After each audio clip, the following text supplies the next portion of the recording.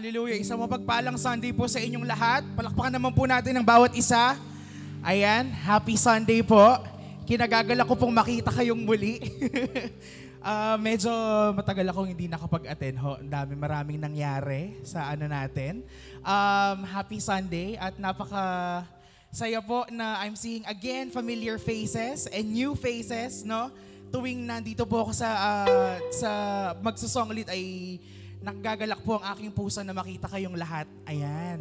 Sabi ko po kay Sister Fem, kinakabahan ako. Sabi ko, parang it feels like it's always the first time, no, pag tumatayo ho dito. Sabi ko, feeling ko ako si Esther dun sa, kapag lumalapit siya kay King Xerxes na hindi pa niya inaano yung scepter ni King Xerxes, baka ano. But, well, it's not like that anymore. We are, the Lord already have provided everything to us, no? Hindi na tayo dapat mag-worry o mangamba o mag-nervous man na hindi niya sasagutin ang mga panalangin natin at mga bagay na hinihingi natin sa Kanya, no? Amen. We have already God in our lives. We have already God in sa atin, no? Nandito na siya sa atin, no? A lot has happened. Marami po nangyayari sa buhay natin, no? And even in my life, no, in our family's life, no, marami po nangyayari. We are in the fallen world. Hindi po perfecto ang mundo.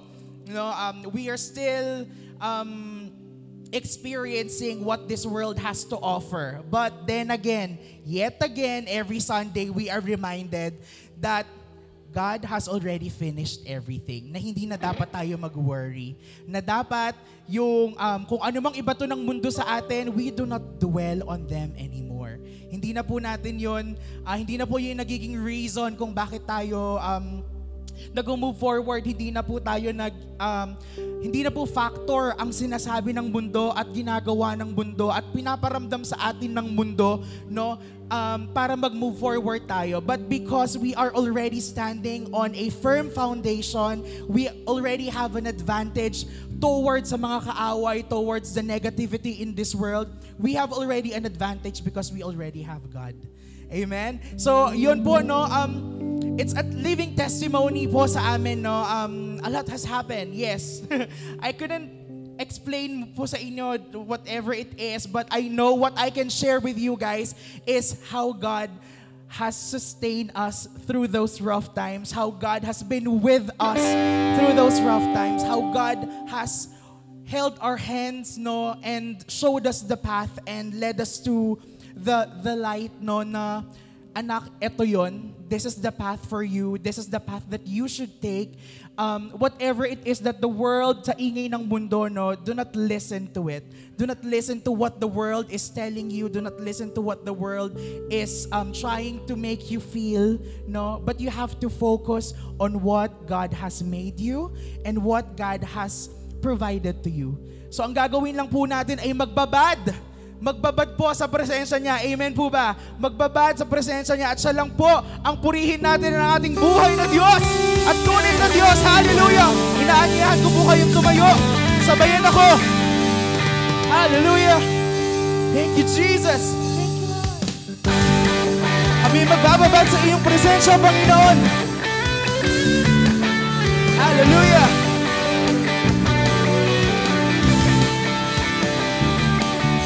Sarap-sarap natin sa'yo, O Panginoon. Ang mga pagpapala mo, lubos-lubos. Minsan ang ating kaaway, tinatangay ang damdamin. At sa ating pagpupuri, tulungan ka.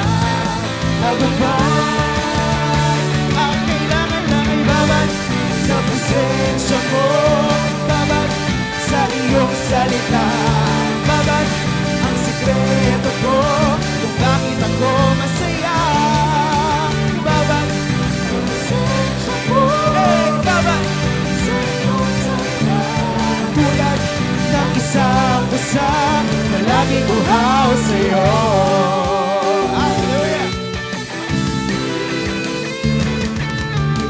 Sarap pa rin sa'yo, O Panginoon. Hallelujah! Ang mga pagpapala mo, lubos-lubos. Minsan ang aking ginhaway,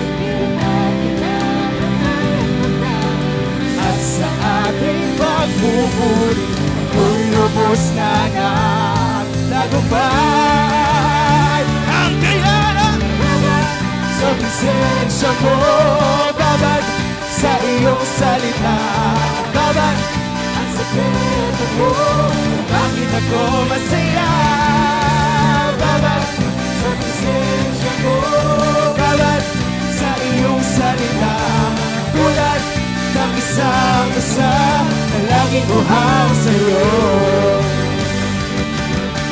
Babad sa presensya mo, babad sa iyong salita, babad ang sikreto ko kung bakit ako masaya. Babad sa presensya mo, babad sa iyong salita, tulad ng isang isa na laging uhaw sa'yo. Sa aking kahawan, pinag-inatangay ang damdamin, at sa aking pagpupuri, ako'y lubos na nagtagumpay. Ang kailangan lang ay babad sa presensya mo, babad sa iyong salita, babad ang sikreto ko kung bakit ako masaya. Babad sa presensya mo, babad sa iyong salita, tulad ng isang usa na laging uhaw sa'yo. Babad sa presensya mo, babad sa iyong salita, babad ang sikreto ko kung bakit ako masaya.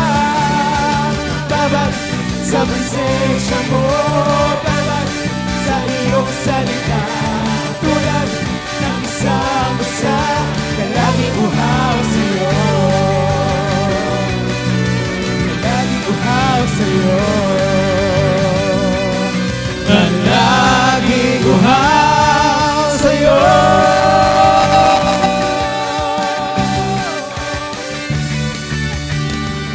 Hallelujah! Let's give it a shout of victory! Tagumpay! Hallelujah! Thank you, Lord Jesus.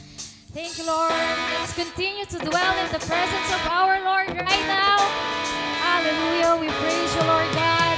We celebrate your goodness, your mercy, oh Jesus. Hallelujah! Oh, we sing for you! Yes! Woo! Oh, we celebrate you, Jesus. We sing. Lord, you are good and your mercy endureth forever. Oh, we sing now.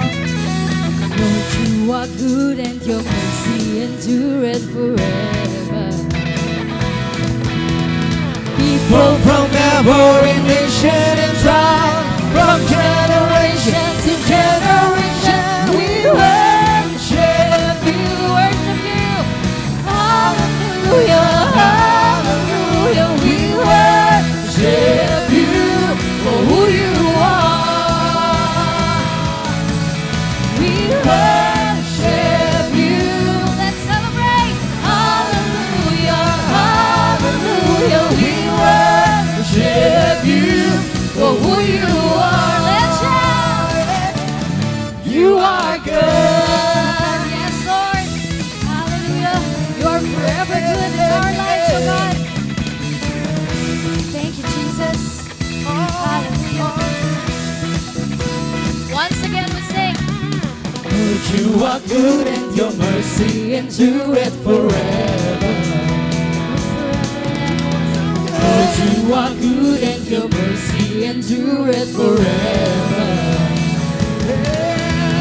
People from every nation and tribe, from generation to generation, we worship you.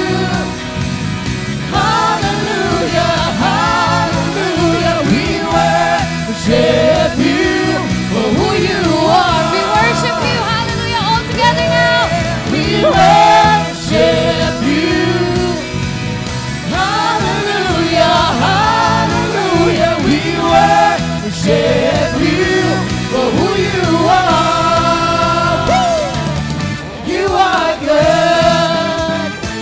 Yes, you are, yes, you are, yes, you are. So good, yeah. Yes, you are, yes, you are, yes, you are. We sing it out. You are good, and all the time, and all the time. You are good, you are good, and all the time, and all the time. You are good, All the time, Carlos. you are good, Yes, Jesus. all the time, Forever and all the time. You are good, you are good, and all the time, and all the time. You are good. Hey! Hallelujah! Oh, Jesus, we thank you. Hallelujah, we praise you, Lord. Oh, we sing for you. Jesus. All the time. You are good and your mercy endureth forever. We sing with all of our hearts. Lord, you are good and your mercy endureth forever. Lord, you are good and your mercy endureth forever.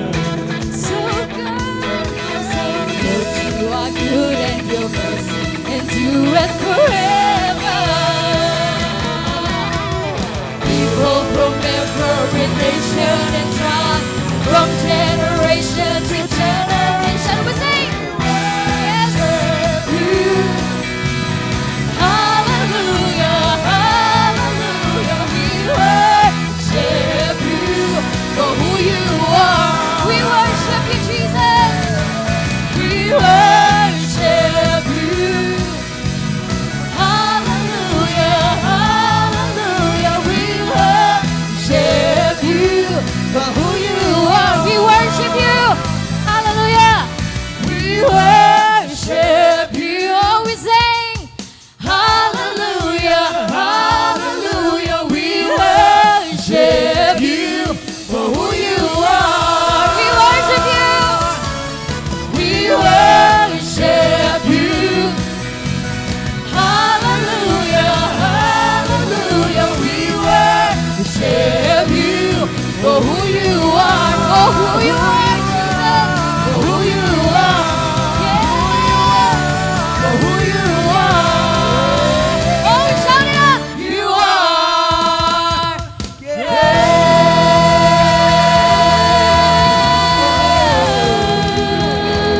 Hallelujah. Oh, Jesus, you are so good in our lives, oh God. Hallelujah. Oh, Jesus, you are the God we love to worship. You are the God we love to praise. Thank you, Lord. Hallelujah. Surely goodness and mercy will follow us all the days of our lives. We see your goodness, oh Lord God. Even though we are faithless, you remain faithful to us. That's how good you are, oh God. Thank you, Jesus. Oh, we worship you. Oh, come on, church. Let us worship our one true God. He loved you. He cared for you. Oh, Jesus. Oh, we love you, Lord. We love you, Lord, and we will sing. We will sing with all of our hearts. We worship you, Jesus. Thank you, Lord, for the cross. Hallelujah. Hallelujah. You have been so good to us. You have been so good to us. Oh, Jesus. Yes, yes, Jesus, we will sing of your goodness forever. I love you, Lord, we will sing. Oh, your mercy never fails me. All my days I've been held in your hands. From the moment that I wake up until I lay my head, oh, I will sing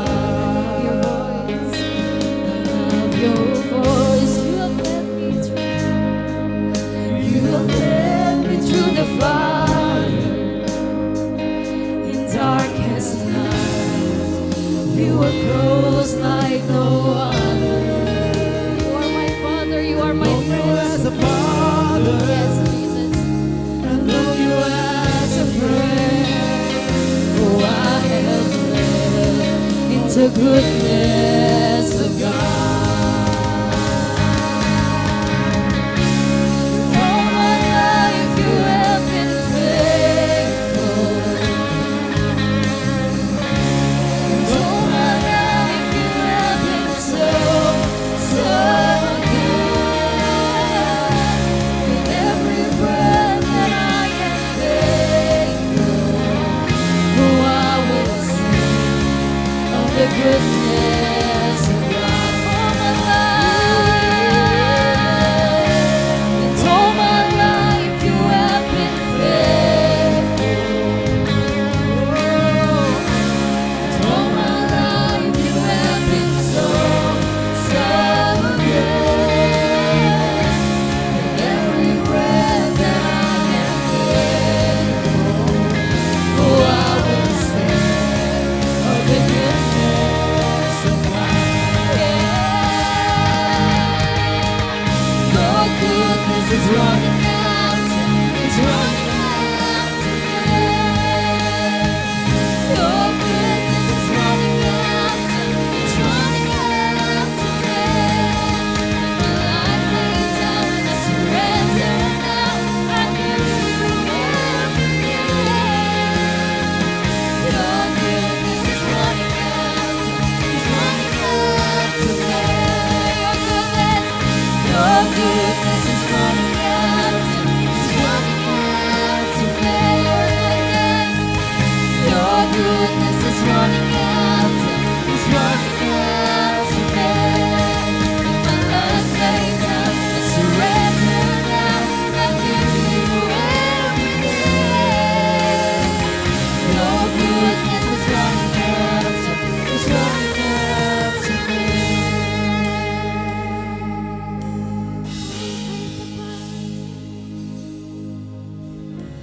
Ika'y tapat sa habang buhay.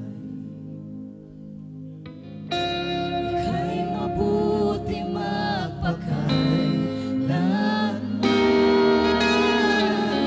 Hangga't ako'y nabubuhay, awitin ko ang kabutihan mo.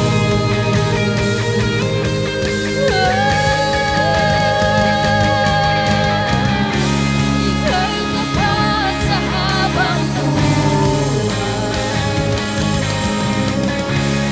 Ika'y mabuti magpakailanman. Hangga't ako'y nabubuhay, awitin ko ang kabutihan ng Diyos. Ika'y tapat, ika'y tapat sa habang buhay. Ika'y mabuti magpakailanman. Hangga't ako'y nabubuhay, awitin ko ang kabutihan ng Diyos. Awitin ko ang kabutihan ng Diyos magpakailanman. Awitin ko ang kabutihan ng Diyos. Hallelujah! Let's give it a mighty hand of praise. Thank you, Jesus. Oh, we sing. We sing, we sing. Hallelujah. Thank you, Lord God. Yes, my dear brothers and sisters, let us sing of the goodness of God. Awitin natin, ihayag ng ating mga labi ang kabutihan ng Diyos. Siya'y tapat habang buhay. Siya'y mabuti magpakailanman. At yan po ang totoo. Kaya nga po ang ating mga puso ay puno ng pasasalamat, pagpapahayag ng katapatan at kabutihan ng Diyos sa ating buhay. Salamat po, Panginoon. Salamat po, O Diyos. Ang kabutihan mo, Panginoon, na hindi nasusukat ng kung ano mang nararanasan po namin sa buhay po namin. Your word declares it, Lord God, and it is the truth. Ito po ang katotohanan, Panginoon, na ikaw ay mabuti, Panginoon Diyos. Kaya kung paniniwalaan lamang po namin, Panginoon, kung ano ang sinasabi, dinedeklara ng iyong salita, ito po ay lubos naming mararanasan sa aming mga buhay. Kaya, O Diyos, sa bawat isa sa amin na naririto, Panginoon, nawa patuloy po naming pagbulay-bulayan, O Diyos. Pag-isipan, Panginoon, i-meditate, Lord God, kung gaano ka kabuti sa bawat buhay namin. Noon pa man, hanggang ngayon, at ito ay magpapatuloy, magpakailanman, Panginoon. Patuloy mo ipaparanas ang iyong kabutihan, ang iyong katapatan sa buhay ng iyong mga anak, Panginoon Diyos. Salamat po, Ama, sa umagang ito. At alam namin ang iyong mga salita, Panginoon, na mayahayag, O Diyos, ay patuloy na magpapabago sa aming kaisipan. Your legacy, Lord God, is your Son, Jesus Christ, ang aming Panginoong Jesus, O God. Kaya nga po, sa pamamagitan niya, patuloy naming nararanasan ang iyong biyaya sa buhay po namin. Yan ang iyong iniwan, O Diyos, na sa kabila ng anumang kadiliman sa mundong ito, anuman ang aming nararanasan, Panginoon, sa buhay na ito, ang iyong biyaya, Panginoon, ay patuloy po naming mararanasan. Ito ay higit pa sa sapat, Panginoon, sa bawat buhay po namin. Kaya, O Diyos, kami po, O Diyos, na naririto ay mapagpagpala, O Diyos, sa iyong salita at sa lahat po ng gawain, kabuuan ng gawain ito, Panginoon, sa bawat isa na narito, sila po ay kalakasan sa bawat isa sa amin. Sa ngalan po namin, Panginoong Jesus. Amen.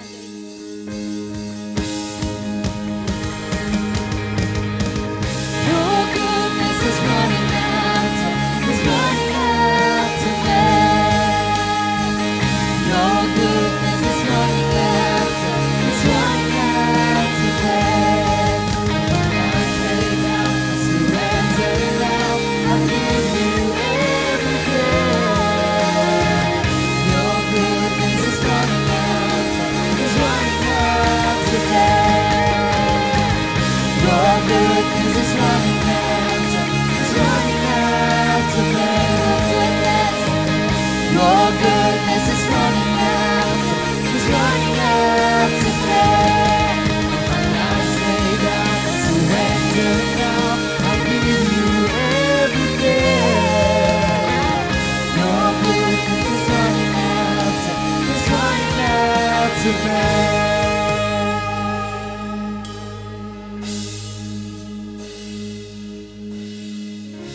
Ika'y tapat sa habang buhay. Ika'y mabuti mapakailanman. Hanggat ako ay nabubuhay, awitin ko ang kabutihan ng Diyos. Awitin ko ang kabutihan ng Diyos.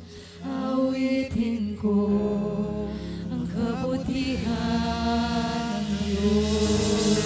Hallelujah! Thank you, Lord God.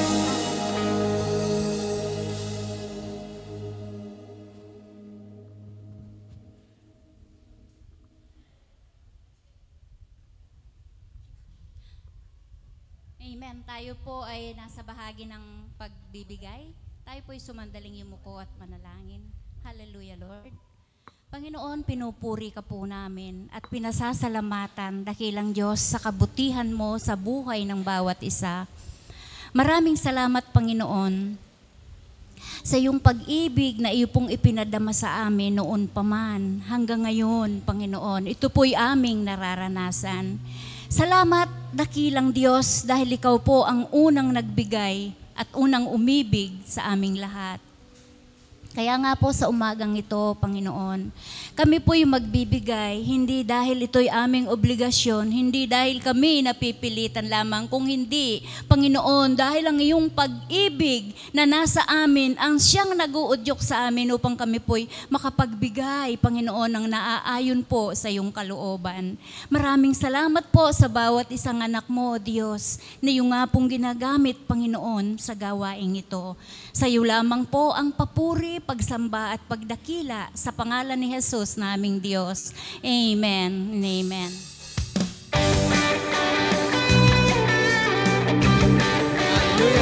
Habang tayo po'y masayang nakakaloob,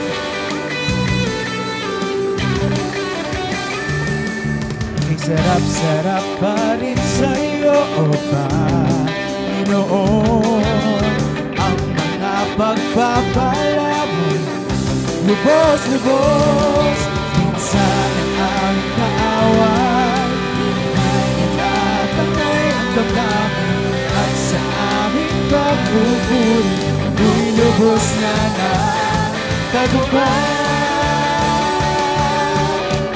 Hallelujah! Happy Sunday po sa inyong lahat.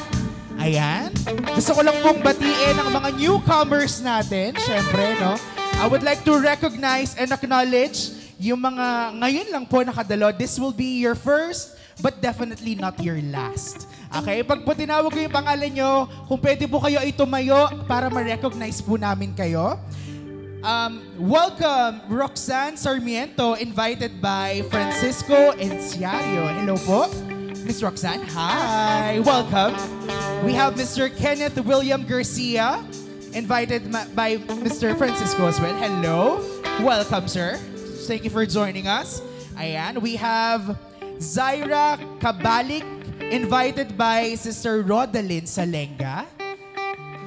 Ayun, nasa banda. Ayun, welcome. We have Miss Jasmine, Sister Jasmine. Ayan, hello. Invited by Sister Rodalyn Salenga as well. We have as well, welcome, Sister Christina. Ayun, welcome po. And kompletuhin po natin ang mga newcomers natin. Jayzel po ba ito? Lee. Miss Lee? Asan na ho siya? Ayaw palakpakan ho natin. Nasaan ho? Pastor Irene. Nasa side ho. Ay. Ayun! Welcome, welcome, welcome. Sige po, tayo pong lahat tumayo at magkamayan. Let's welcome everyone. Hey, babad sa presensya mo. Babad sa iyong salita. Babad ang sikreto ko kung bakit ako masaya. Babad sa presensya mo. Babad sa iyong salita, tulad ng isang usa na laging buhaw sa'yo.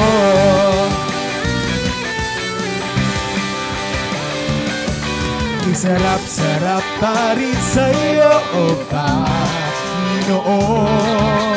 Ang mga pagpapala, lubos-lubos.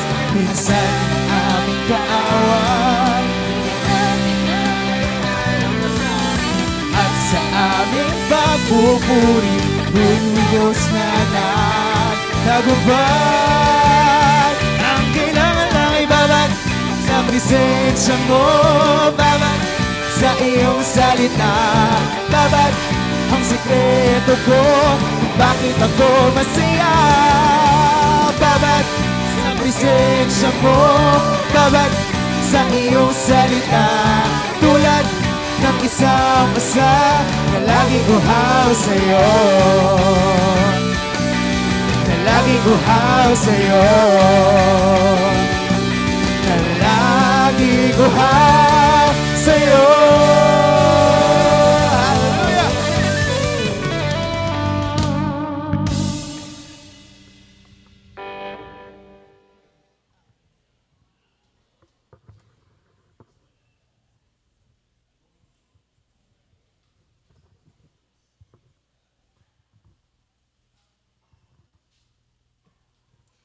Magandang umaga po sa ating lahat.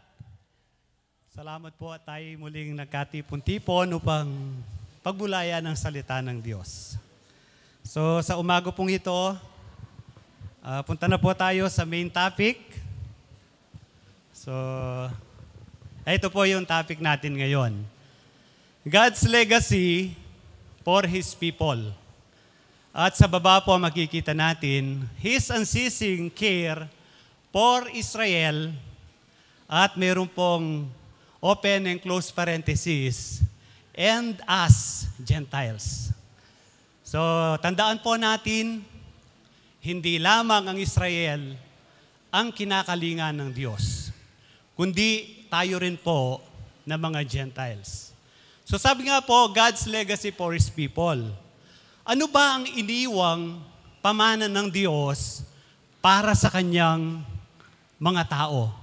For His people. Ano po ang iniwang pamana ng Diyos? Ito po, yung unceasing care for Israel and us, Gentiles. Yung pong walang humpay na pag-aaruga ng Diyos para sa Israel at ganun din po sa atin bilang mga hentil. Sa umaga pong ito, 5 pong katanungan ang aking inihanda na ating pong tatalakayin. So yung pong unang katanungan, sino ang tinutukoy na people of God na kanyang walang humpay na inaaruga? So wala po hindi ko na po isinama sa natin. So yun po, sino ang tinutukoy na people of God? Ang pangalawang tanong, sabi nga po ng asawa ni Haman, Hudyo pala si Mordekeo. Kaya ang sabi niya, hindi mo siya matatalo, kundi ikaw ang matatalo. Ang katanungan, dahil ba Hudyo si Mordecai, kaya siya nagtagumpay laban kay Haman? So yung pong pangatlo, pupunta na po tayo sa Esther chapter 10. So 3 verse lamang po ang Esther chapter 10. Yung pangatlong katanungan, tama ba na binuwisan ni Haring Xerxes ang kanyang mga nasasakupan? Tama po ba na nagpataw ng buwis ang hari sa kanyang mga nasasakupan? And then, pang-apat, tama ba ang ginawa ni Mordecai na hindi pagyukod kay Haman bagamat ito ay iniutos ng hari? Tama po ba ang ginawa ni Mordecai? At ang panglima, bakit napamahal si Mordecai sa kanyang mga kalahi? So, sa 5 katanungan pong yon, dito po tayo maglalaro. Amen? So, tunghayan na po natin ang unang katanungan. Sino ang tinutukoy na people of God? So, sa Psalm chapter 31 verse 4, ganito po ang ating mababasa. Hindi siya iidlip, siya'y laging gising, ang tagapag-ingat ng Israel. So ito po ang nakasulat sa Psalm 121. So tama naman po, hindi umiidlip ang Diyos, siya ay laging gising at tagapag-ingat ng Israel. Ang katanungan, siya ba ay tagapag-ingat lamang ng Israel? Sa Israel lamang ba nararanasan ang pag-iingat ng Diyos? Kasi po kung babasahin po natin ang Old Testament, so kailangan po na patuloy po nating pag-aralan ang salita ng Diyos. Marami po tayong mababasa sa Old Testament, lalo na po sa Psalm. Marami po tayong mababasa ang sinasabi, Yahweh, parusahan mo ang aming mga kaaway. Yahweh, lipulin mo ang aming mga kaaway. Ganun ba ang image ng Diyos? Yun ba ang image ng Diyos? Napakabuti niya sa mga Hudyo, samantalang napakalupit sa mga hindi Hudyo. So yun po, marami tayong mababasa sa Old Testament na ganun. Yun po ang pagkakilala ng mga Hudyo sa Diyos. Yun po ang kanilang pananaw na ang Diyos ay nag-iingat sa kanila. Ang Diyos namamarusa siya sa kanilang mga kaaway. Yun nga ba ang tunay na imahe ng Diyos? Ganun ba talaga ang Diyos? So yun po ang paraan ng pagpapakilala ng mga Hudyo patungkol sa Diyos. Subalit, pag-aaralan po natin ngayon, paano ba ipinakilala ni Kristo ang Diyos? So kailangan po, hindi po ibig sabihin na dahil nasulat sa Old Testament, mali ang Old Testament. No. Yun po ay pananaw ng mga Hudyo. So tingnan naman po natin ngayon ang pananaw ni Kristo patungkol sa Diyos. So next verse po.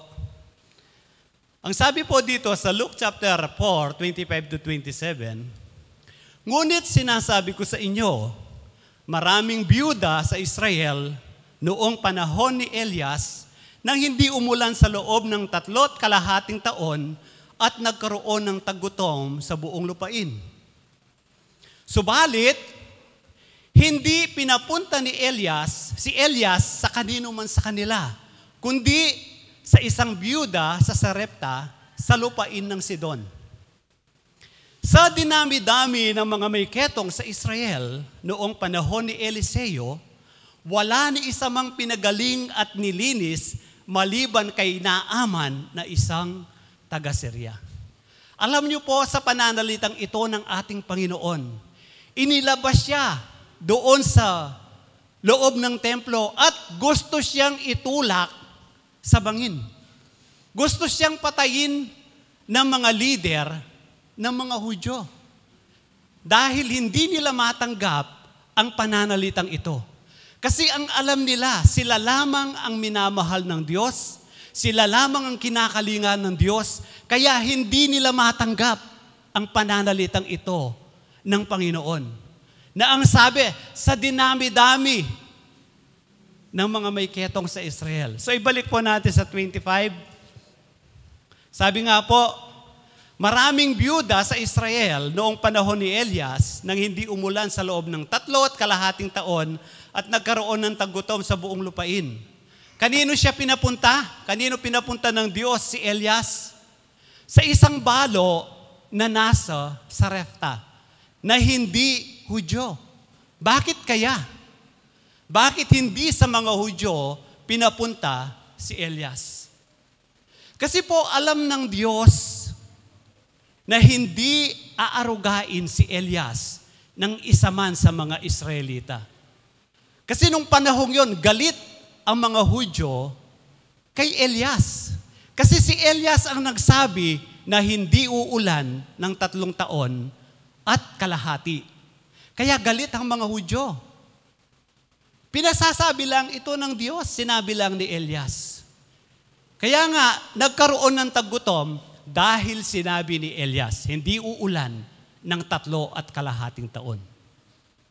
Pero itong babaeng ito na taga Sarepta, bagamat wala siyang direktang kaugnayan sa Diyos, wala siyang direktang pagkaalam patungkol sa Diyos, dahil lamang sa kanilang nababalitaan, naniwala siya sa propeta ng Diyos.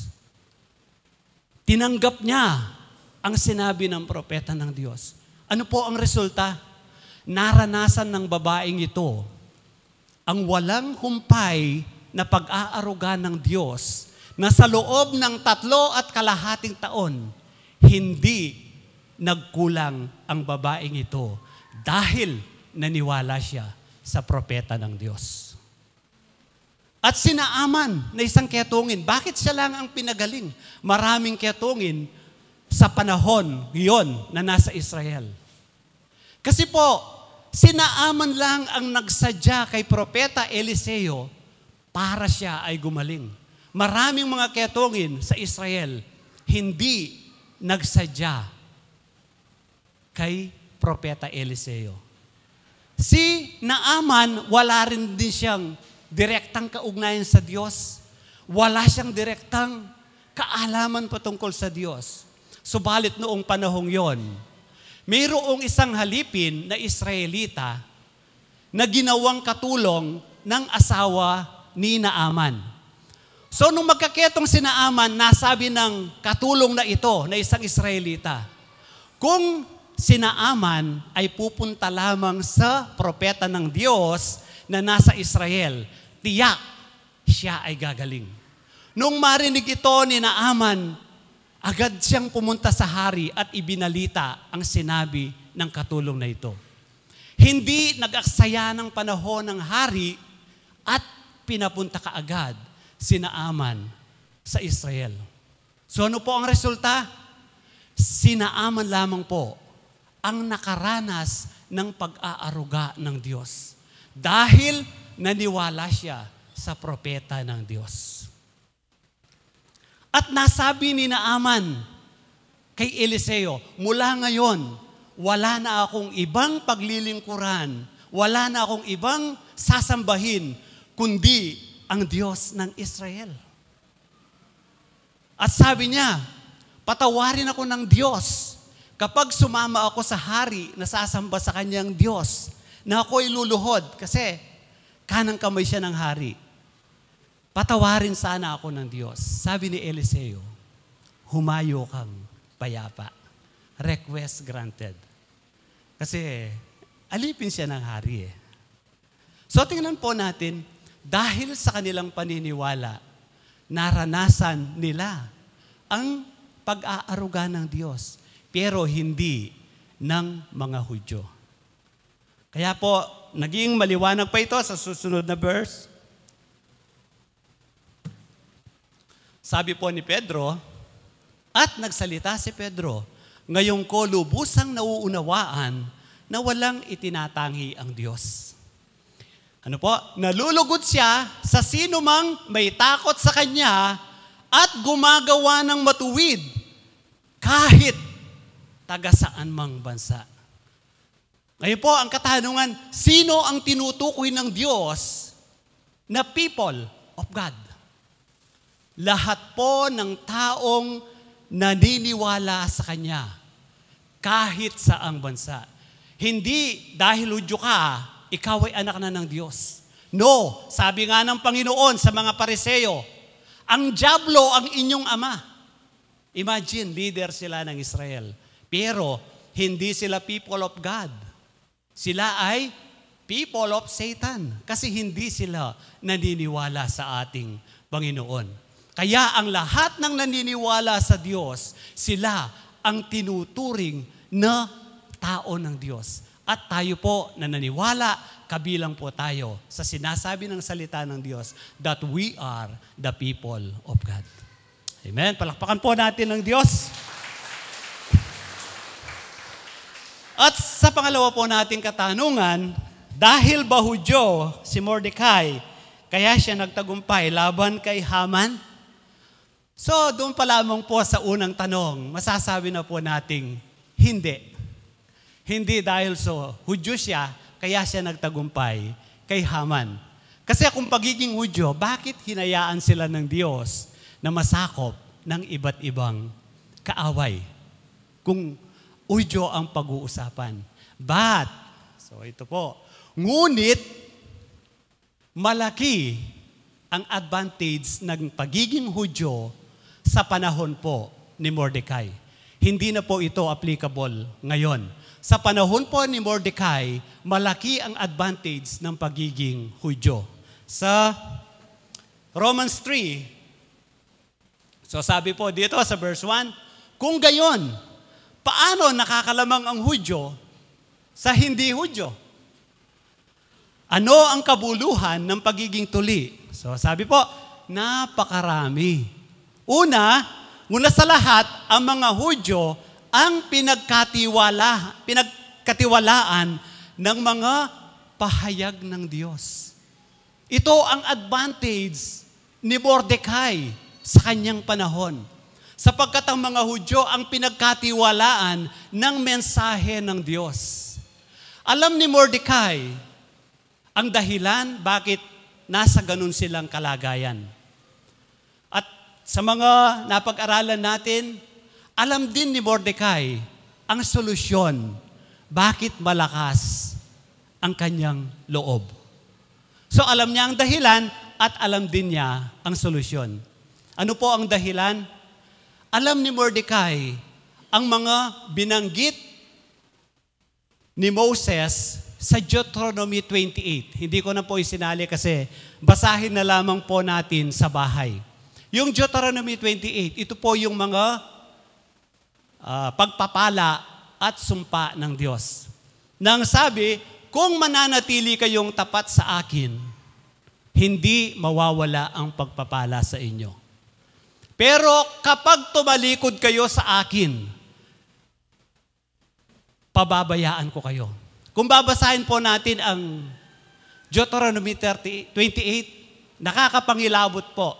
Ang sabi, higit pa sa dinanas na plagues ng mga Egyptians ang mararanasan ninyo. Talaga pong nakakapangilabot.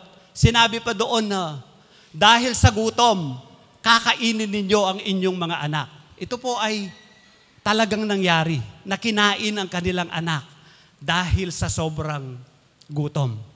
So yun po ang naranasan nila. Kaya alam ni Mordecai ang Deuteronomy 28. Kaya nandoon sila sa ganoong kalagayan. Pero, sabi ko nga po, alam din ni Mordecai ang solusyon. Kaya malakas ang kanyang loob. Di ba pa, naalala nyo, nag-fasting sila ng 3 days? Ano kaya ang kanilang ginawa doon sa pagpapasting? Siyempre, hindi naman natin alam, di ba? Pero po, meron silang sigradong ginawa. At sabi ko nga, alam ni Mordecai ang solusyon. Ano po kaya ang solusyon nito?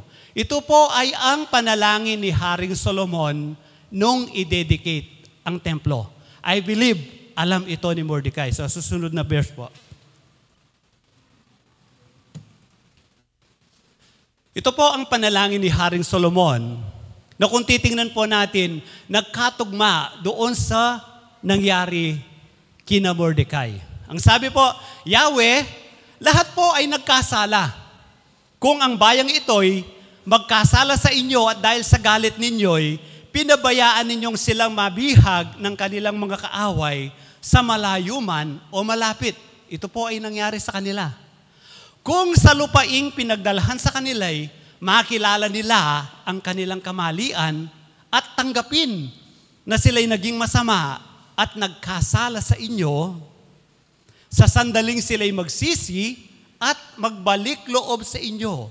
At mula dooy humarap sila sa lupaing kaloob sa kanilang mga ninuno, sa lungsod na ito na inyong pinili, sa templong ito na ipinatayo ko sa inyong pangalan.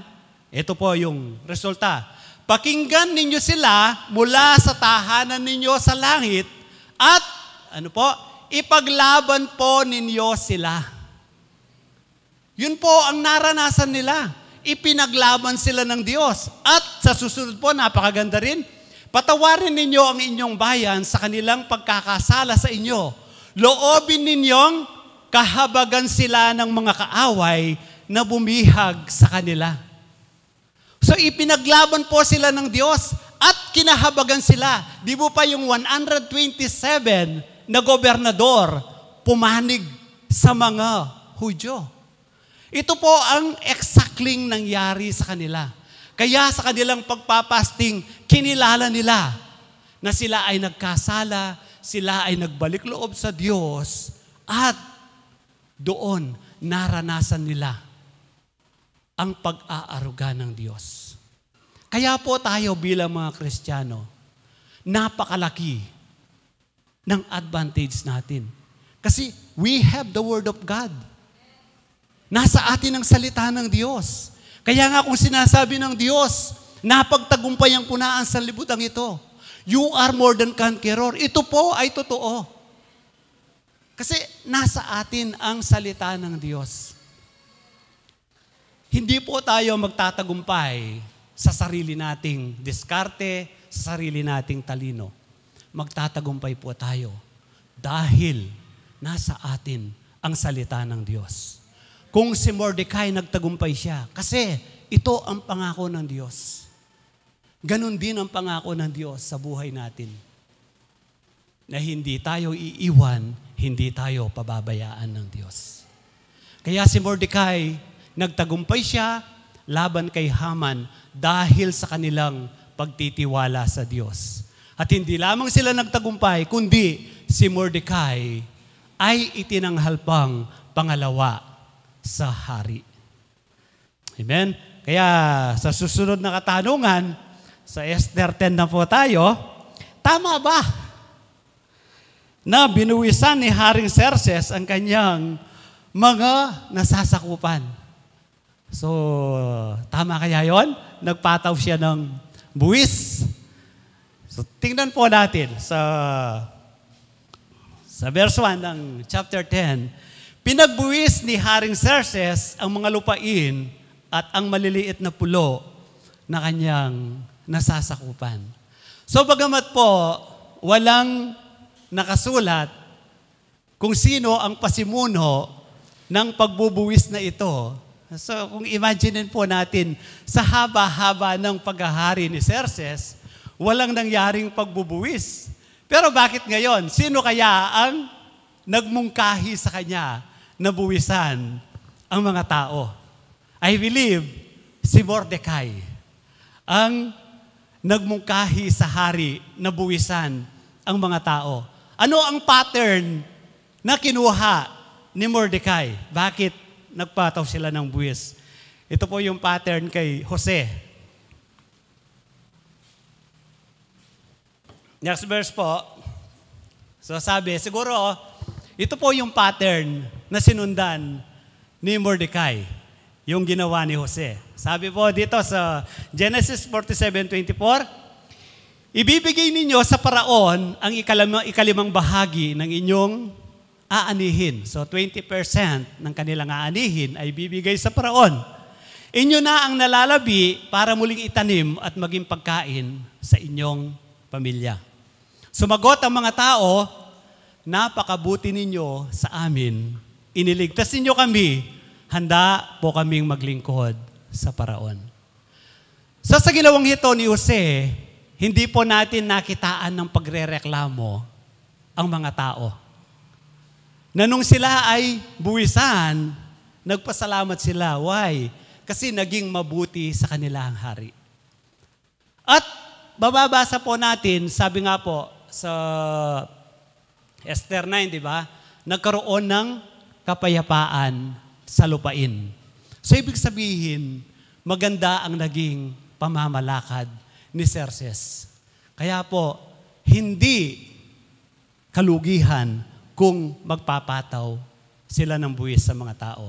Tayo nga, nabubuwisan tayo kahit na ninanakaw lang kuminsan ng buwis natin. Pero hindi na tayo nagre-reklamo. Amen? So, okay lang na magpataw ng buwis. Siguro po, naalala nyo nung nag-preach si Brother Edgar, sabi niya, may purpose ang Diyos sa bawat isa sa atin. Hindi po aksidente na ikaw ay naging pamilya ng Christ faithful servant. Naniniwala po ba kayo doon? Hindi aksidente na tayo ay nasa CFSM. Mahina po ata. Amen. So, masaya po ba kayo? Masaya po ba tayo? Amen. Pinagpala po ba tayo? Amen. So I believe pinagpala tayo. Alam niyo po ako, pag nagpapark ako, nakikita ko yung maraming brand yung sasakyan. Tuwang-tuwa ako. Sabi ko, pinagpapala ang mga anak ng Diyos sa Christ faithful servant. Naniniwala po ba kayo doon? Amen. Ebidensya po, napakaganda po ng mga sasakyan na nakapark. At hindi po magkasa dito, marami pang nandoon. So tayo po ay pinagpala bilang member ng Christ faithful servant. Naniniwala po ba kayo doon? Amen. So kung naniniwala po kayo, ito naman po ang para sa atin. O sabi po sa susunod na verse, para po sa atin to, pakinggan po natin ng mabuti. Ang sabi, naghasik kami sa inyo ng papapalang espiritual. Malaking bagay ba naman?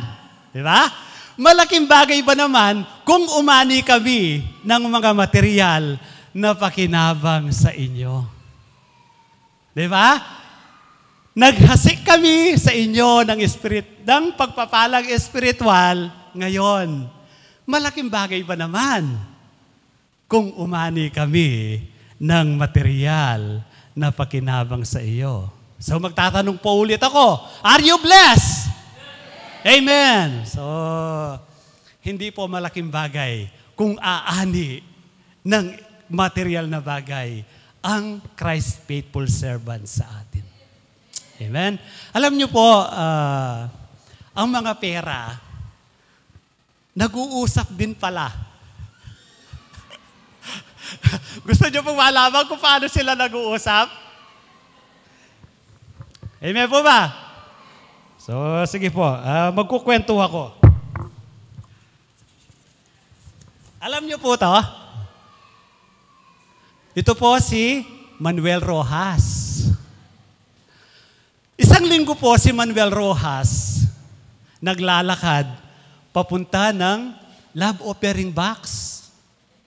So habang siya po ay naglalakad, mayroon pong nakapansin sa kanya. Alam niyo po kung sino nakapansin?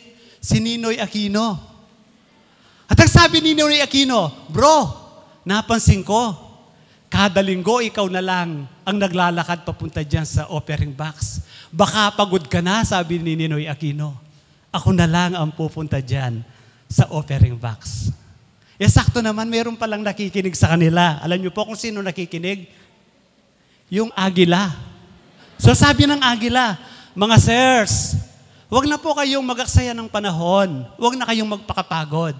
Ipaubaya na ninyo sa akin yan. Ako na lamang ang lilipad sa offering box na yan kada linggo dahil hindi ako mapapagod. Amen? Beken, amen, sabi na po ng mga kabataan ngayon. Kaya nga po sabi, malaking bagay ba naman kung umani kami ng material na pakinabang mula sa inyo. So alam na po ninyo ngayon kung paano nag-uusap ang mga pera, no? So wag na po nating masyadong pagurin si Manuel Rojas. Hayaan na po natin kung kaya naman natin, paliparin na lang natin yung agila para hindi na po mapagod si Manuel Rojas at si Ninoy Aquino sa kalalakad papuntang offering box. Amen po ba? Amen. So, dito na po tayo sa pang-apat na tanong. Tama ba ang ginawa ni Mordecai na hindi pagyukod kay Haman bagamat ito ay iniutos ng hari? So, tama po ba ang ginawa niya? Dapat po natin itong malaman upang sa ganun. Alam po natin kailan ba tayo susunod, kailan ba tayo hindi susunod. Sa verse 10 po ng Esther, ang kapangyarihan ng hari, ang lahat ng ginawa niya, pati ang pagkataas sa katungkulan ni Mordecai at ang malaking karangalang ibinigay niya rito ay pawang nakasulat sa aklat ng kasaysayan ng mga hari ng Media at Persia. So ano po ang nangyari kay Mordecai? Nakatanggap po siya ng malaking karangalan. So ano po yung connection nito kung tama ba ang ginawa niya? Na hindi pagyukod kay Haman o hindi? So sa Romans chapter 13, ito po ang magiging paliwanag natin. So ginamit ko po ang King James Version dito dahil mas maliwanag dito. So sabi po, every soul be subject unto the higher powers. So lahat daw po ng tao ay kailangang magpasakop sa mataas na kapangyarihan. For there is no power but of God. Walang kapangyarihan na hindi galing sa Diyos. The powers that be ordained of God. So yun po, inordain ng Diyos ang mataas na kapangyarihan. In verse 2, whosoever therefore resisted the power, resisted the ordinance of God. So yung pong hindi sumusunod sa kapangyarihan, siya po ay hindi sumusunod sa Diyos. And they that resist shall receive to themselves damnation. At yun daw pong nagre-resist, makakatanggap sila ng kaparusahan. For rulers are not a terror to good works, but to the evil. Wilt thou then not be afraid of the power? Do that which is good, and thou shalt have praise of the same.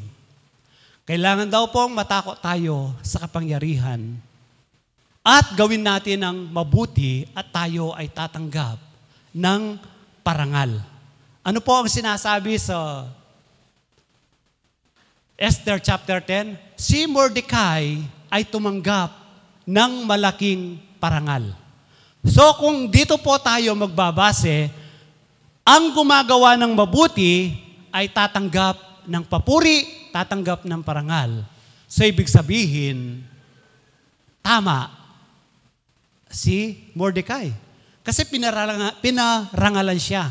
At ang sinasabi ng Romans, na pararangalan ka kung gagawin mo ang tama. At sabi, kung gagawin mo ang mali, ikaw ay parurusahan. Kaya po kung titingnan natin, si Haman at si Mordecai, di ba, pareho silang itinaas. Si Haman, itinaas sa punong kahoy na nakatali sa leeg. At si Mordecai, itinaas sa katungkulan, siya ay naging pangalawa sa hari. Kaya kung titingnan po natin, tama ang ginawa ni Mordecai. So paano naman yung hindi pagluhod? Kasi ito ay iniutos ng hari. Ang sabi po, susunod tayo sa mataas na kapangyarihan. Ang mataas na kapangyarihan, halimbawa po, ang isang hari, ito po ay mataas na kapangyarihan na galing sa Diyos.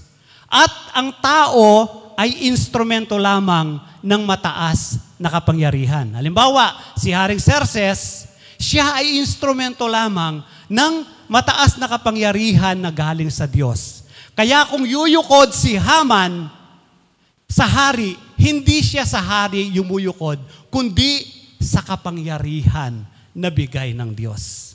Halimbawa, tayo ay nagdadrive papunta dito. May nakita kang enforcer doon sa malayo na pinapara ka. Ano ang gagawin mo? Di ba?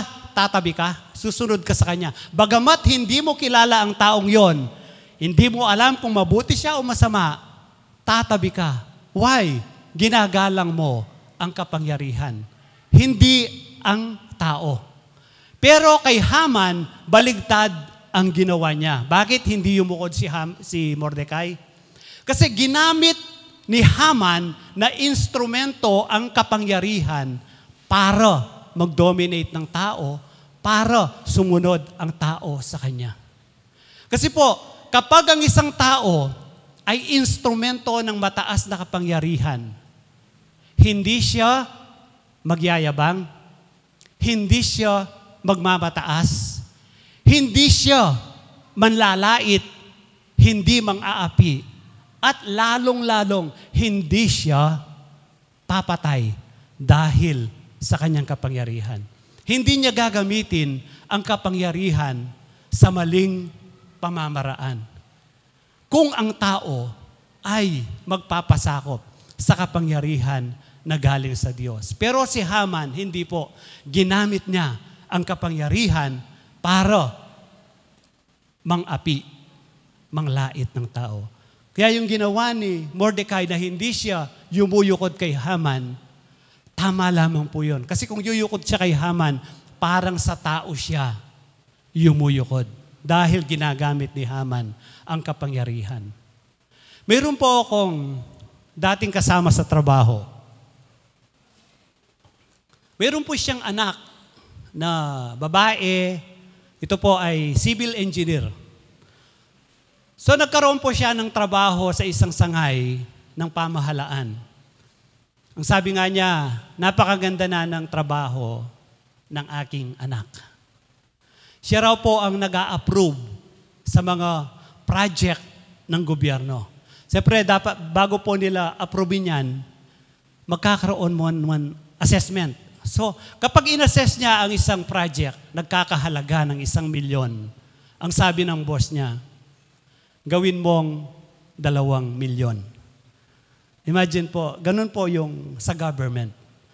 Ano po ang ginawa ng anak na ito ng aking kasama? Hindi siya sumunod sa kanyang boss. Kung 1 milyon, 1 milyon. Hindi siya sumunod doon sa 2 milyon. Siyempre, ano po yung magiging kalalabasan nun? Pinag-initan siya. So, ang nangyari, wala. Nag-resign na lamang siya. Kasi pinag-iinitan na siya. Ang kaibahan lamang po nila ni Mordecai, si Mordecai ay hindi nag-resign. Hindi siya sumuko. Why? Unang-una, siyempre, pananalig na sa Diyos. At isa pang bagay, hindi corrupt si Haring Xerxes. Di ba nagbigay ng pabuya si Haman? Hindi man pinansin ni Haring Xerxes. Pero sa atin, napakahirap po. Kung lalaban ka, alam naman po natin ang government natin. From top to bottom, naghahari ang corruption. Paano ka lalaban? Yun po ang nangyari. Nakakalungkot po. Lalaban ka, pero saan ka pupulutin? Sa kangkungan. Masakit po na nangyayari sa bansa natin to. Pero ito po ay totoo. Kung ipaglalaban mo ang totoo, mapapahamak ka. Kaya yung provision ng Diyos sa panahon ni Mordecai, napakalaki. At sana, panahon na ng eleksyon ngayon, minsan iisipin ko, meron kaya akong iboboto? Di ba? Napakahirap bumoto ngayon. Kasi parang wala kang mapipili. Pero kailangan po tayo bumoto. Ito po yung masakit. Kaya siguro po bilang Kristiyano, tayo ay manindigan na wag na po tayong makisali doon sa corruption na nangyayari sa ating pamahalaan. Na bagamat napakahirap, mag-asikaso ka lang ng papeles. Kailangan paliparin mo yung agila para mapabilis. Di ba? Ganon yung nangyayari. Kung hindi mo naman paliliparin ang agila, kung expect mo ng 1 month, aabutin niya ng 1 year. Kaya napipilitan tayo. So, ang guidance ng Diyos ang siyang kailangan natin upang sa ganon, mapagtagumpayan natin, magkaroon ng pagbabago sa ating lipunan. Amen. So, tama lang po ang ginawa ni Mordecai. At tama rin po na pagkamali, manindigan tayo na huwag tayong sumunod. And then, sa last po, pang 5, bakit napamahal si Mordecai sa kanyang mga kalahi? So sa verse 3 po ng Esther chapter 10, si Mordecai na isang Hudyo ay naging kanang kamay ni Haring Xerxes. Siya ay mahal at iginagalang ng mga kapwa niya Hudyo. Sapagkat, bakit siya napamahal? Ginawa niya ang lahat para sa kapakanan at kabutihan nila. Yun po. So katulad po ito ng sinasabi ng Pilipos chapter 2. Di ba? Ang sabi po sa 5, tularan natin si Kristo na iniisip ang ating kapakanan. So kaya po si Mordecai ay napamahal sa kanyang kapwa Hudyo. Kasi hindi ang sarili niya ang kanyang iniisip, kundi iniisip niya ang kapakanan ng kanyang mga kababayan. Na alam po natin, hindi ito madaling gawin. Ang nature ng tao ay selfish. Makasarili ang tao. Paano natin ito magagawa? So kung gagawin nating pattern ang Panginoon, bakit niya nagawa na ibigay ang kanyang buhay para sa atin? Kasi sabi ng John 3:16, di ba? For God so loved the world that He gave His only begotten Son. Ibinigay ng Diyos ang kanyang kahit sa isang anak. Bakit pumayag si Kristo? Dahil sa kanyang pagmamahal sa Ama. Kaya po, ang susi para magawa po natin ang mga bagay na ito, ito pong last verse na atin pong babasahin. Ang sabi po, sumagot ang lalaki, Ibigin mo ang Panginoon mong Diyos ng buong puso mo, buong kaluluwa mo, buong lakas mo, at buong pag-iisip mo. At, ano po yung kasunod? Ibigin mo ang iyong kapwa gaya ng pag-ibig mo sa iyong sarili. Hindi po natin kayang ibigin ang ating kapwa gaya ng ating sarili hanggat hindi natin minamahal ang Diyos ng buong puso, buong kaluluwa, buong pag-iisip, at buong lakas natin. Bakit po buong puso, buong lakas, buong kaluluwa, buong pag-iisip? Kasi wala naman po tayong pwedeng gawin sa Diyos. Ano ba ang pwede nating ibigay sa Diyos? Wala. Kaya po ang nais ng Diyos, alagaan natin, inorture natin sa ating puso ang pag-ibig sa Kanya. At tayo po ang makikinabang, hindi po ang Diyos. Bakit po? Meron po ba kayong nakitang tao na nagmamahal ng buong puso, buong lakas, buong kaluluwa, buong pag-iisip sa Diyos na sinira niya ang katawan niya sa pamamagitan ng alak, droga at sigarilyo? Mayroon na po ba kayong nakitang taong ganon? Nagmamahal ng buong puso sa Diyos? Sisirain ang katawan sa droga, sa alak at sa sigarilyo? Wala po. Kaya po, kapag kami namahal natin ng ganon ng Diyos, mamahalin natin ang ating sarili at mamahalin natin ang ating kapwa. Meron po ba kayong nakita nagmamahal ng buong puso sa Diyos? Sisirain ang kanyang pamilya sa pamamagitan ng sugal, sa pamamagitan ng pambababae o panlalalaki? Wala po. Kapag ka ang isang tao nagmamahal ng buong puso sa Diyos, manglalalaki ka? Mambababae ka? No. Hindi yon mangyayari sa taong nagmamahal ng buong puso sa Diyos. Hindi mo sisirain ang iyong buhay. Kaya pwede mong mahalin ang iyong kapwa kapag ka naranasan mo na mahalin ng Diyos ng buong puso.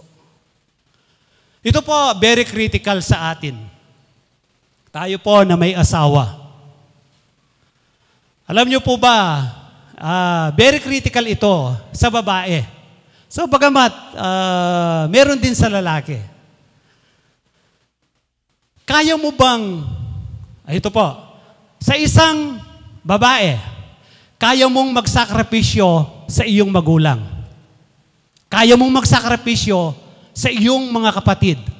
Ang tanong, yung nagagawa mo sa magulang mo, kaya mo bang gawin sa biyenan mo? Yung nagagawa mo sa iyong kapatid, kaya mo bang gawin sa mga in-laws mo? Unless mayroon kang buong pusong pagmamahal sa Diyos, magagawa mo yon. Pero kung wala kang pagmamahal ng buong puso sa Diyos, mahirap pong gawin ang bagay na iyon. May narinig po ako sa preacher. Mayroon pong katotohanan ng sinabi niya, pero hindi po absolute truth. Ang sabi niya, kapag ang asawa mo nagbibigay ng palihim sa kanyang mga magulang, baka masama ang ugali mo. So mayroon pong katotohanan, pero hindi po absolute truth. Di po ba? Kapag ka ang asawa mo, bakit palihim siyang nagbibigay sa kanyang mga magulang kung maganda naman ang ugali mo? So kung kaya mo naman, why? Bakit maglilihim pa ang asawa mo? Kaya napakahalaga po na tayo, matuto tayong inorture na mahalin po natin ang buong puso, buong pag-iisip, buong lakas ang Diyos. Hindi po ito simple. Sa magulang, madaling gawin. Sa mga kapatid, madaling gawin. Pero pagdating sa mga in-laws, aminin po natin at hindi ito madaling gawin. Sino po dito ang magsasabing madaling gawin? Si Bishop po, amen. Madali raw gawin. So mahirap po itong gawin. Kaya po, kung naghahari sa atin ang pagmamahal natin sa Diyos, kakayanin nating gawin na mahalin ang ating mga in-laws gaya ng pagmamahal natin sa ating mga sariling kapatid at mga magulang. Kaya nga po ako, sabi ko nga, I am blessed. So, mapalad po ako, sabi ko. Meron po akong asawa na nagawa niya ang bagay na yon. Bagamat, kuminsan, siyempre, alam naman po natin na kapag kababae, dapat lagi kang nakasuporta sa iyong pamilya. Pero sa amin po, yun po ang ipinagpapasalamat ko na ang asawa ko, na bagamat siyempre dahil po, hindi po dahil ayaw niya, kuminsan hindi lamang namin kaya. Pero naghahari pa rin ang pag-ibig ng Diyos. Kaya po, nagagawa niya ang mga bagay na ito. Na bagamat, kuminsan, yung mga kapatid ko, hindi sila ganoon kakonbinse na nagagawa niya yon. Pero ako po, buong puso ko pong nasasabi na nagawa niya yon. Hindi dahil likas siyang mabait. Hindi, kundi dahil lamang siya ay mayroong pagmamahal sa Diyos. Kaya po, hindi po mahirap gawin kung minamahal po natin ng buong puso, buong lakas, buong pag-iisip ang Diyos. At sa kahuli-hulihan po, kung tayo po ay buong pusong nagmamahal sa Diyos, buong pag-iisip, buong kaluluwa, buong lakas, hindi po natin hahayaan na mapagod ng gusto si Manuel Rojas kung kaya mo namang paliparin ang agila sa love offering box. Palakpakan po natin ang Panginoon. Music please.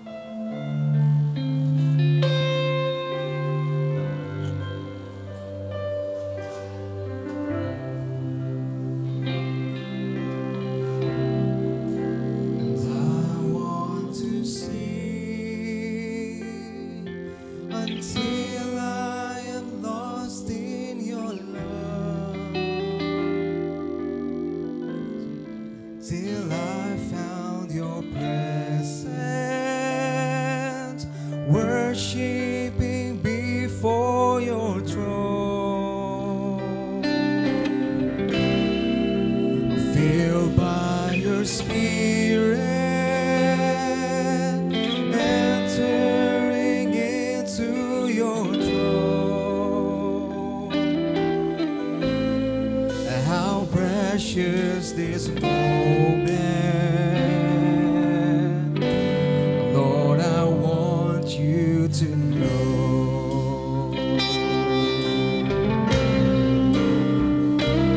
It's you. You have won my heart, taken me into your love, comforted me like a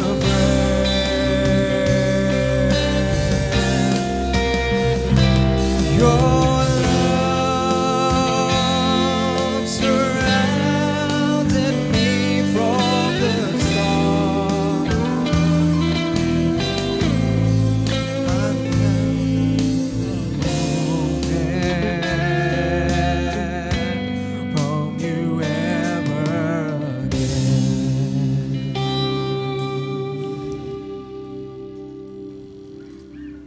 Hallelujah. Praise God.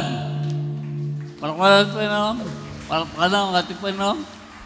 Tunay na napakaganda po ng salita ng Diyos. Amen? At di ka magsasawa. At tunay nga po na kapag naintindihan natin ang usam, at alam ko sa panahon na tayo magbasa, nagkinig sa salita ng Diyos, ang Banal na Espiritu ay siya nagpapaniwanag sa atin. Nagbibigay ng linaw. At nandun na tayo patuloy na excited sa salita ng Panginoon. Kaya, salamat Perso, ganoon sa kanyang pamilya. Salamat. At tayo po ay lubos na malapit na matapos ang first quarter na. First quarter na natin. Okay. So, dinawin natin yung Matthew chapter 6, verse 11. Matthew chapter 6, verse 11. So, sabi niya, give us this day our daily bread. So, kung tingnan natin, una, makita natin, give us. Bigay po ninyo sa amin. So, nandun, ang provision ng Panginoon, ang provision niya, ang kanyang concern, ang kanyang legacy. Ang legacy po na priestly, Barso, ay yung anumang tagumpay na naranasan ng tao, at lalo sa basta Israel, ay dahil sa Diyos, hindi dahil sa kanilang lakas. At di sa kanilang sariling talino, anumang bagay, kundi dahil sa Diyos. Kaya, kilalanin natin sa buhay natin, ang Diyos, ang siyang dahilan kung bakit tayo nagtagumpay sa buhay nito. Amen? Kaya, tunay na, ang Diyos ay personal. Ang kanyang concern sa atin. It is personal. Each everyone does. Hindi lang sa akin, hindi lang sa isa, dalawa, kay lahat sa atin ay concern siya at personal siyang nangungusap sa bawat isa. Kaya, andun na kanyang vision, ang kanyang concern, ang kanyang blessing, no, ay nandoon. At alam nyo, tingnan natin, give us, is us po. Kapag tayo nanalangin, hindi lang po sarili natin inisip na lang.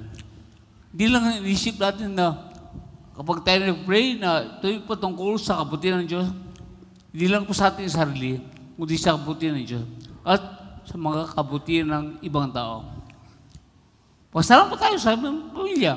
Pasalamat tayo sa mga tao, mga ka-churchmate natin. Pasalamat tayo sa kanila. Salamat tayo sa ating mga ginagawa na Panginoon sa ating buhay. No? At ipapray natin. Kasama natin.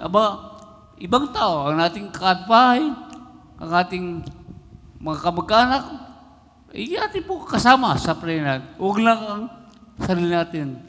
Di lang nating pasalamatan ng Diyos dahil sa blessing na tinatagap natin. Kundi pasalamatan ng Diyos na ang concern siya sa mga tao na sa ating paligid. At tunay na si Mordecai, ang bastang Israel, ay pinili ni Diyos at ibigay niya ang lahat ng legacy sa buhay nila. Pero alam nyo, napag-inibasa na hindi lang po para sa kanilang sarili lang. Hindi lang para sa udyo ang katagumpay na yan, kundi para sa lahat ng tao. Kaya hindi lang po yung isa ang basang udyo lamang ang nakita na hindi magpala sa Susa, kundi pati mga ibang lahi. Ibang mga bansa ay sila rin ay nagpala sa buhay ng mga Hudyo. Kaya tayo po, kapatid, hindi lang mga kapatid natin, hindi lang mga kapatid natin, kundi kahit hindi po sila manampalataya, sila po ating kasama na pinapalangin na ang Diyos ay patuloy na kumikilos at pasalamat natin Panginoon na siya ay concerned sa ating mga anak, sa ating kapay, sa ating kaaway, sa ating mga umahatol sa atin, sila pa rin po ay mahal ng Diyos sa ating mga buhay. Sabi niya, this day, give us this day. Sa araw ito, kaya kapatid, ang provision ng Panginoon ay hindi lang bukas, hindi lang kahapon, kundi sa araw nito, ang biyaya, ang pagpala, ang provision ng Panginoon ay nasa atin. Sa araw nito, this day, every day of our life, ang concern ng Diyos ay hindi nagmamali at hindi napapanahon, kundi sa bawat oras, sa panahon, ang biyaya ng Diyos, ang pagpala ng Diyos ay laging nasa ating mga buhay. Kaya ang Panginoon, nung ang basta Israel ay umalis sa Egypt, ano po, provision nasa lang buhay? Mana, yung tinapay. Yung ginagawa tinapay. No? So, araw-araw, may supply po sila. Araw-araw. At it is personal. Kaya kapatid, kung niniwala tayo na ang mga magulo natin, ang mga boss natin, katrabaho natin, ay mayroong mga provision sa atin, masigit na makapaniwala ang Diyos. It is personal. Kaya nanuway, yun ang ating maranasan sa ating buhay. Na ang Diyos ay maranasan sa atin personally na siya ay provider in every day of our life.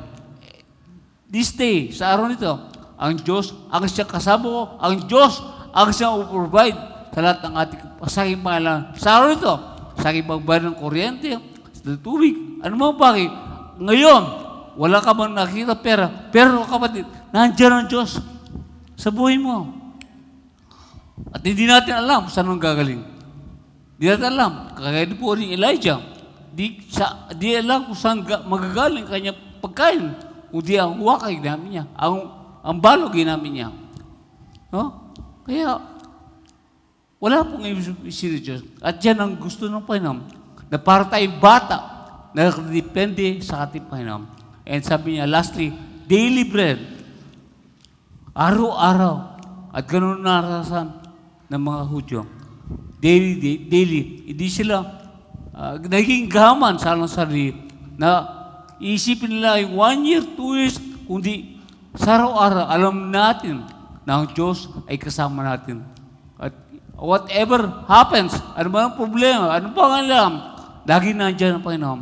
Hindi kapag walang problema, ay doon lang ang Diyos, kundi kahit may problema, kahit may pangalan, nandiyan ang Diyos. Amen? Palakpan natin Panginoon. Hallelujah. Sabi nga na John 6:48, I am the bread of life. Ang Diyos, ang Panginoon, ang siyang tinapay na buhay. Sabi niya sa John 6, ang mga minuno ninyo ay nakatanggap ng mana, pero ito'y nawawala. At ito'y pasamantala lang at katawan lang ang binubusog niya. Pero ako, sabi niya, kung ako ang tunay na tinapay na nahulog sa langit, na binigay lang Diyos sa langit, binigay sa inyo, binigay sa lupang ito, at kapag kinain natin siya, hindi na tayo magugutom. Bakit? Kasi siya ay nagbibigay ng pisikal na pangailangan natin at hindi lang pisikal, kundi spiritual. Kaya concern ng Diyos sa ating mga buhay. Mahal ka niya. Hindi lang sa iyong pisikal na pangailangan, kundi sa iyong spiritual na pangailangan. At dahil ang spiritual ay habang buhay. Higit na importante ang spiritual kesa tinapay. Kaya hindi lang nabubuhay ang tao sa tinapay, kundi sa bawat salitang umutawi sa bibig ng Diyos. Kaya, purihin ng Diyos, dakilaan ng Diyos. Salamat sa mensahe, natuloy ang kanyang legacy. Ang kanyang legacy, ang Diyos, ang siyang naipaparangalan sa buhay ng Hudyo at sa mga taong mananampalataya. At tayo po, ang Panginoon, ang siyang maparangalan kapag ang mga tao ay nakikita nila kung paano tayo pinagpapala ng Diyos. Hindi dahil may kotse ka na, kahit wala kang kotse, kahit wala kang bahay, makita pa rin na ang Diyos ay kasama mo sa buhay mo. Kagaya ni Joseph, ang Diyos ay kasama niya kahit siya katulong, kahit siya nasa kulungan, nakita na nakasama nila ang Diyos. Kaya kapatid, at ako, tayo lahat ay sinasama ng Diyos. At kailangan natin na tayo tumalima. Kailangan natin ay ibabad natin ating mga buhay sa kanyang pisasya, sa kanyang sarda, para makita natin kung gaano personal siyang mabuti sa bawat isa sa atin. Kaya purihin pa naman sa mga ganito. Magandang umaga po sa inyo lahat. Amen? Kaya lahat tayo tumayo. As all sing one, yung chorus, yung lagi nga tapat, mabuti, pagpakalan ma'am. Hallelujah. Thank you, Lord.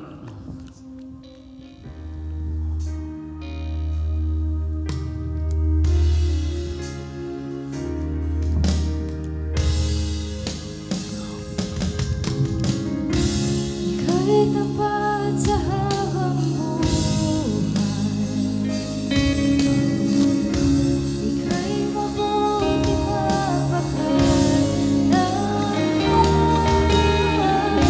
hanggang ako'y nabubuhay. Awitin ko ang kabutihan ng Diyos. Ika'y tapat sa habang ika'y mabuti magpakailanman. Hanggang ako'y nabubuhay, awitin ko ang kabutihan ng Diyos. Awitin ko ang kabutihan ng Diyos. Awitin ko. ang kabutihan ng Diyos. Hallelujah! Praise God! Thank you, Lord! Hallelujah! Lord, salamat po, Panginoon. Tunay, Panginoon, awang buhay. Kami magsasamba at papuri parangalan sa iyong pangalan. Dahil kayo, ang siyang gumagawa ng lahat ang bagay sa ating mga buhay. Kaya amin kayong kilalanin patuloy sa ating mga buhay. Kung gaano kabuti, kung gaano katapat, kung gaano ka kadakila sa buhay namin. Tunay na ikaw ay sumasa amin at lahat ng lahat ay nasa amin dahil ikaw, ang Diyos na milikha ng langit sa lupa, ay nasa aming mga buhay. Kaya Lord, salamat po sa iyong ginahit, si Barso, at ganoon din sa kanyang pamilya. Salamat po sa buhay na kapag ginagamit mo sa lugar nito. At about sa amin, sa aming mga pamilya, kami ginagamit mo sa aming kapitbahay, sa aming katrabaho, ay ginagamit mo, Panginoon. Kaya Lord, nagpapasalamat po kami at yan ay bunga ng iyong pag-ibig sa amin. Kaya namin mahal. Dahil sa iyong pag-ibig, kaya namin kayo mahal. Dahil sa iyong pag-ibig, kaya kami naglilingkod. Dahil sa iyong pag-ibig, ay kami ay naging pagpala sa aming mga tao. Kaya pinupuri ka namin sa pasalamatan sa kanilang mga anak ng Espiritu Santo. And we say, Amen. Amen.